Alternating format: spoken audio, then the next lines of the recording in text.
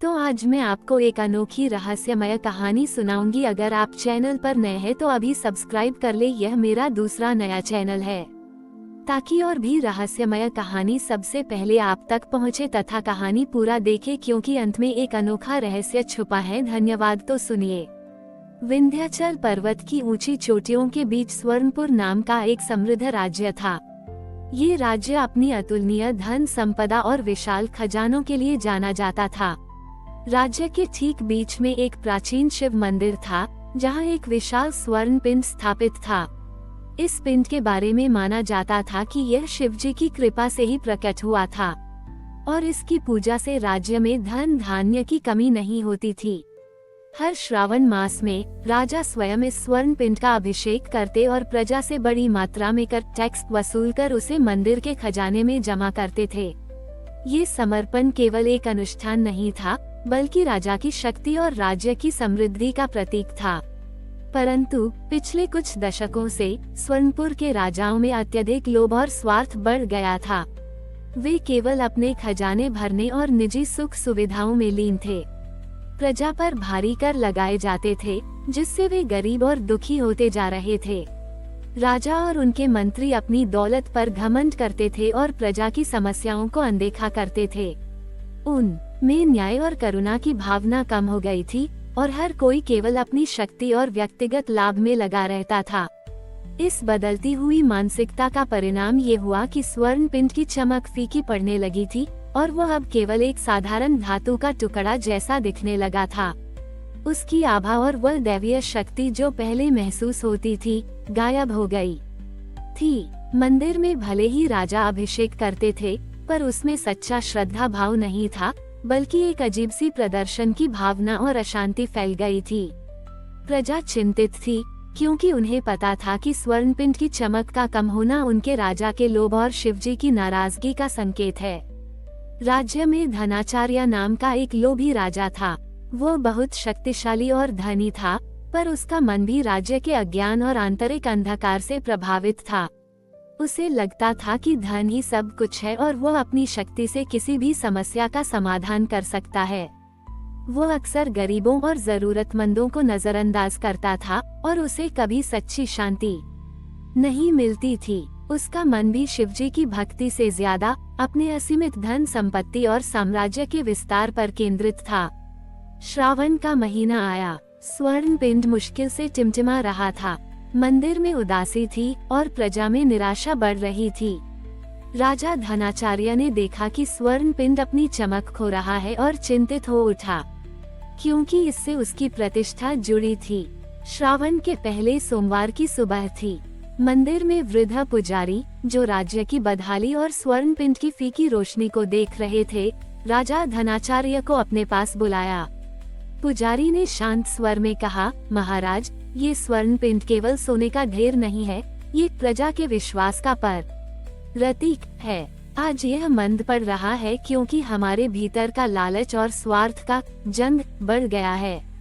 शिव पिंड तभी फिर से चमकेगा जब तुम अपने भीतर के अहंकार और लोभ के मैल को हटाकर न्याय और त्याग की भावना जगाओगे।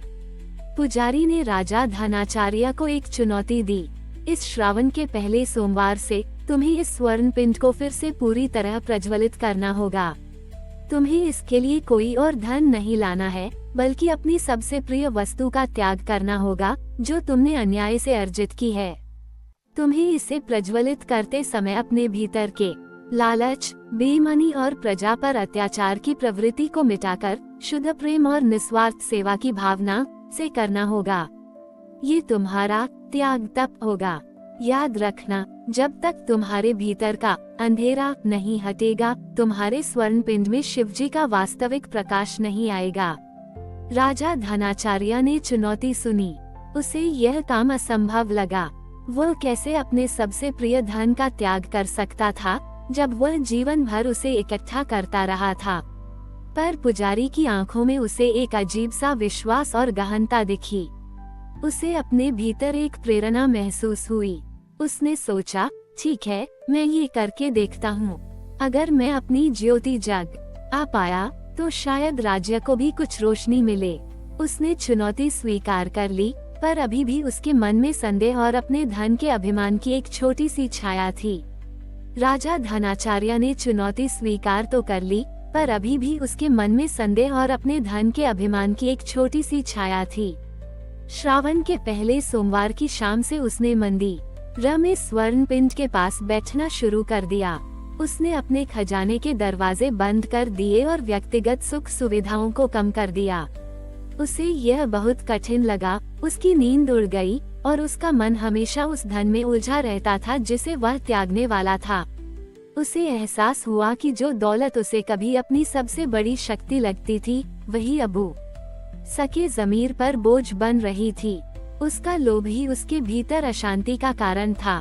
धीरे धीरे जैसे जैसे धनाचार्य हर दिन निस्वार्थ भाव से स्वर्ण पिंड के पास बैठकर ध्यान करता गया, उसे अपने भीतर के लोभ और स्वार्थ का असली कारण समझ आने लगा। ये केवल धन कमाने की इच्छा नहीं थी, बल्कि दूसरों से श्रेष्ठ दिखने की चाह और अपन बड़ी ही असुरक्षा का भय था। उसने स्वयं को इस अंतहीन दौड़ से मुक्त करने का निर्णय लिया। उसने अपनी दौलत का अहंकार छोड़ना शुरू किया और अपने मन से प्रजा के प्रति कठोरता और अन्याय को बाहर निकाला। उसने पाया कि जब वो केवल करुणा और त्याग पर ध्यान केंद्रित करता था, तो उसका मन धीरे धीरे शांत होने लगता था। ये केवल बैठना नहीं, बल्कि अपने भीतर के अहंकार के आवरण को जलाना था। श्रावण का अंतिम सप्ताह चल रहा था। स्वर्ण पिंड अभी भी मुश्किल से टिमटिमा रहा था और राज्य में निराशा गहरी थी। राजा धनाचार्य लगभग थककर चूर हो चुका था। उसके पास अब धन का कोई लालच नहीं था, पर उसे समझ नहीं आ रहा था कि वह क्या त्याग करे जिससे शिवजी प्रसन्न हो। एक शाम जब वह मंदिर में अकेला बैठा था, तो उसने देखा कि एक बूढ़ा किसान, जिसने जीवन भर गरीबी में जीवन बिताया था और राजा ने कभी उसकी परवाह नहीं की थी, अपनी बधी हुई एक छोटी सी गठरी से निकला हुआ अपने खेत का अंतिम सूखा अन्न का दाना शिवजी के चरणों में रख रहा था, बिना किसी अपेक्षा के। उस बूढ़े किसान की निस्वार्थ भक्ति और उसके पास जो कुछ था, उसका अंतिम त्याग देखते ही राजा धनाचार्य के भीतर एक नई ऊर्जा का संचार हुआ। उसे लगा जैसे शिवजी स्वयं इस विनम्र आत्मा के रूप में उसे संदेश दे रहे हैं कि त्याग की मात्रा नहीं, बल्कि भाव महत्वपूर्ण है। उसने अपनी अंतिम शक्ति से, जो उसने अन्याय से अर्जित किया था, वो सब त्यागने का निर्णय लिया।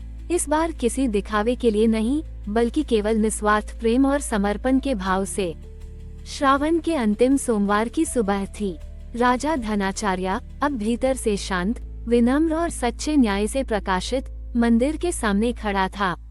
उसने धीरे से अपने हाथ जोड़े और अपनी सबसे प्रिय वस्तु, अपना शाही मुकुट, जो उसके अहंकार और लोभ का प्रतीक था, शिवजी के चरणों में रख दिया। उसने घोषणा की कि आज से वह प्रजा पर कोई अनुचित कर नहीं लगाएगा और अपने खजाने का उपयोग केवल प्रजा के कल्याण के लिए करेगा। ये त्याग केवल एक वस्तु का नहीं था, पर उसमें एक गहरा प्रेम, विनम्रता और अटूट सत्यनिष्ठा का भाव था। जैसे ही राजा धनाचार्य ने अपना मुकुट त्याग कर प्रजा के कल्याण की घोषणा की, एक अद्भुत चमत्कार हुआ। स्वर्ण पिंड, जो दशकों से मंद पड़ा था, अचानक एक तीव्र चमचमाते प्रकाश से जगमगा उठा। उसकी लौ इतनी विशाल और तेजस्वी थी कि उसने पूरे मंदिर को ही नहीं, बल्कि पूरे राज्य को प्रकाशित कर दिया। हर किसी को अपने भीतर एक स्पष्टता और शांति महसूस हुई, मानो उनके सारे संदेह और दुख दूर हो गए हों। राज्य में फैली नकारात्मकता तुरंत प्रेम, विश्वास और सामूहिक सद्भाव में बदल गई। प्रजा, जो उस अद्भुत प्रकाश और राजा के त्याग से आकर्षित होकर मंदिर की ओर दौड़ी, वे स्वर्ण पिंड को पूरी भव्यता से प्रकाशित देखकर हक्के बक्के रह गए। उन्होंने राजा धनाचार्य को बिना मुकुट के विनम्रता से खड़े देखा। उसके चेहरे पर एक ऐसी दिव्य शांति और करुणा थी जो पहले कभी नहीं थी। उन्हें एहसास हुआ कि यह केवल एक पिंड का चमत्कार नहीं था, बल्कि राजा के भीतर के त्याग और न्याय के प्रकाश का प्रतिबिंब था, जिसने राज्य को सत्य के उजाले से भर दिया था। वर्णपुर वास्तव में न्याय और नैतिकता का स्थान बन गया था। धनाचार्य, जो कभी लोभी और अहंकारी था, अब स्वर्णपुर के लिए सच्चा मार्गदर्शक और एक न्यायी राजा बन गया। उसने प्रजा को सिखाया कि सच्ची समृद्धि और सुख केवल भौतिक लाभ में नहीं, बल्कि अपने भीतर के त्याग, ईमानदारी और दूसरों के प्रति निस्वार्थ सेवा में माँ छोटी ई लता है। स्वर्ण पिंड अब केवल राज्य की समृद्धि का प्रतीक नहीं था, बल्कि एक निरंतर याद दिलाता था कि सच्चा त्याग और न्याय ही सबसे बड़ा प्रकाश है, और वही हमें शिवजी के वास्तविक स्वरूप से जोड़ता है। हमारी और भी आध्यात्मिक एवं अनोखी कहानियाँ देखने के लिए हमारे चैनल पर जाएं तथा धार्मिक एवं पौराणिक अनोखी कहानियाँ हमारे चैनल पर है। कृपया जाके देखें तथा हमारे चैनल को सब्सक्राइब करके रखें और वीडियो लाइक जरूर करें। धन्यवाद।